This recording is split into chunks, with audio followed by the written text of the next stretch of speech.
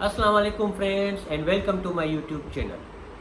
अगर आप इस चीज़ के ख्वाहिशमंद हैं कि किसी दूसरे मुल्क जाके एक अच्छी नौकरी करें जिसकी ठीक ठाक सैलरी हो और आप अपनी फैमिली को और अपने आप को सपोर्ट कर सकें, तो इस वक्त कतर जो है वो एक बेस्ट ऑप्शन हो सकता है। वो इसलिए कि इस वक्त कतर के अंदर शॉर्टेज है वर्कर्स की। पहले ये सिचुएशन थी कतर में कि अगर कोई 10 जगह अप्लाई करता था एक जॉब के लिए तो उसको एक जगह से कॉल आती थी इंटरव्यू के लिए, वो भी इंटरव्यू के लिए सिर्फ कॉल। मगर अब ये सिचुएशन है कि वहाँ पे लोग नहीं है काम करने के लिए। इस वक्त वहाँ पे शॉर्टेज है वर्कर्स की। ये सिचुएशन क्यों बनी? ये सिचुएशन इसलिए बनी कि पहले क्या था, कोविड स्टार्ट होने से पहले कि लोग फॉरेनर वहाँ पे आते थे पाकिस्तान से, इंडिया से या बांग्लादेश से या किसी दूसरे कंट्री से। तो लोग वहाँ पे जाते थे, ऑन अराइवल वीज़ा लेते थे, 1 महीने का वीज़ा वो देते थे, टूरिस्ट वीज़ा। और कुछ लोग ट्रैवल एजेंट से 3 महीने का बिजनेस वीज़ा लेते थे और जाते थे कतर, और वहाँ पे जाके जॉब हंटिंग करते थे और जॉब ढूंढना शुरू करते थे। तो जिनको जॉब मिल जाती थी उनका वीज़ा उनकी कंपनी जो है वो कन्वर्ट कर देती थी बिजनेस वीज़ा से या टूरिस्ट वीज़ा से एम्प्लॉयमेंट वीज़ा में, और फिर वो लोग वहीं पे काम करते थे और वहाँ के रेजिडेंट बन जाते थे।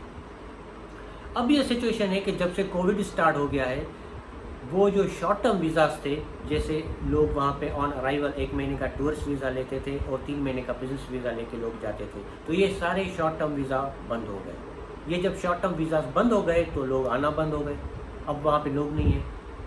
तो इस वजह से वहाँ पे जो है वो शॉर्टेज हो गई है काम करने वालों की। एक रीज़न ये।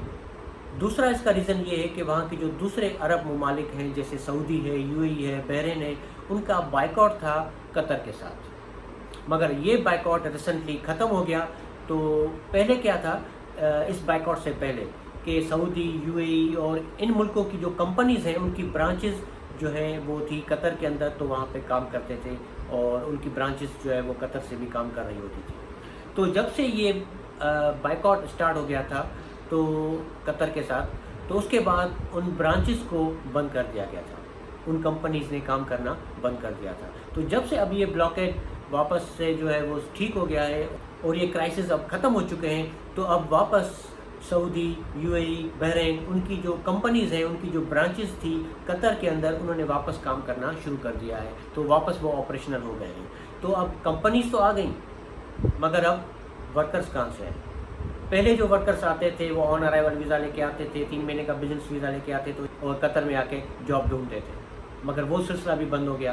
तो एक तो ये चीज़ कि वो लोग आ नहीं रहे, और दूसरी चीज़ कि कंपनीज़ हो गई मगर अब काम करने वाले नहीं हैं। तो इस वजह से अब शॉर्टेज हो गई है कतर में काम करने वालों की। तो इस वक्त कतर जो है वो बेस्ट ऑप्शन है काम करने के लिए।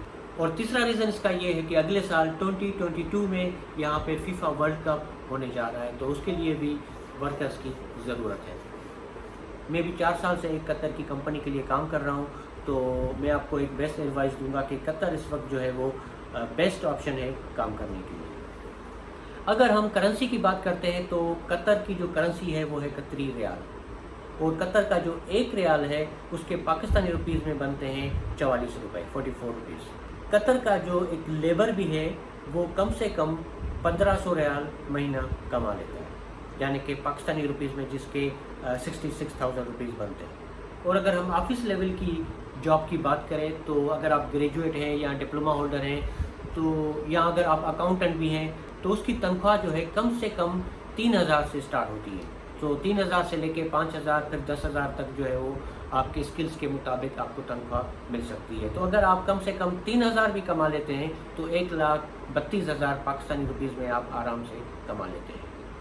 और कतर का वीज़ा का प्रोसेस भी मैं आपको बता दूं कि जब आपको एक जॉब मिल जाती है, कोई एक कंपनी आपको जॉब दे देती है, तो उसके बाद आपका वीज़ा, आपके वीज़ा के अखराजात और आपका मेडिकल, इन सब के अखराजात जो है वो कंपनी उठाती है, वो पे करती है। तो आपको जो है वो कुछ भी यानी कि खर्च करने की ज़रूरत नहीं होती। और उसका तरीक़ेकार ये होता है कि एक आपको जब जॉब मिल जाती है तो उसके बाद वहाँ की जो कंपनी है वो एक वीज़ा इशू करती है, पेपर वीज़ा होता है जो आपके पास एक ईमेल या व्हाट्सएप के थ्रू आता है। और उसके बाद आपका जो एम्प्लॉयर है, आपकी जो कंपनी है, वो एक अपॉइंटमेंट लेती है आपके मेडिकल के लिए। تو آپ جو ہے وہ قطر ویزا سینٹر میں جا کے اپنا ایک میڈیکل کراتے ہیں جو اسلام آباد میں بھی موجود ہے اور کراچی میں بھی موجود ہے. تو وہاں پہ جا کے آپ اپنا میڈیکل کرواتے ہیں اور جب آپ کا میڈیکل کلیئر ہو جاتا ہے تو اس کے بعد آپ قطر کے لیے ٹریول کر سکتے ہیں. تو اسی ٹاپک پہ میری بھی بات ہو رہی تھی ایک HR کمپنی کے مینیجر سے کہ اس وقت شارٹ ٹرم ویزاز جو ہیں وزٹ ویزاز جو ہیں وہ بند ہیں تو لوگ وہاں پہ آ نہیں رہے, تو اس وقت ہائرنگ جو ہے وہ کیسے ہوگی.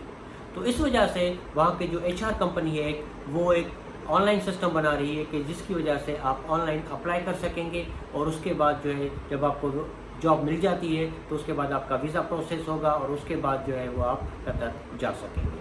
تو جیسے یہ آن لائن سسٹم بنتا ہے اور مجھے پتہ چلتا ہے تو میں فوراً ایک نیا ویڈیو بنا کے آپ کو بتاؤں گا, پورا پروسیس بتاؤں گا کہ کس طریقے سے آپ آن لائن اپلائی کر سکتے ہیں قطر کے لیے. تو سبسکرائب کریں میرے اس چینل کو اور بیل آئیکن کو لازمی پریس کریں کیونکہ میرے دوسرے ویڈیو کی نوٹیفیکیشن آپ تک پہنچ جائے. تو پھر ملتے ہیں ایک اگلے ویڈیو میں, تب تک اللہ حافظ.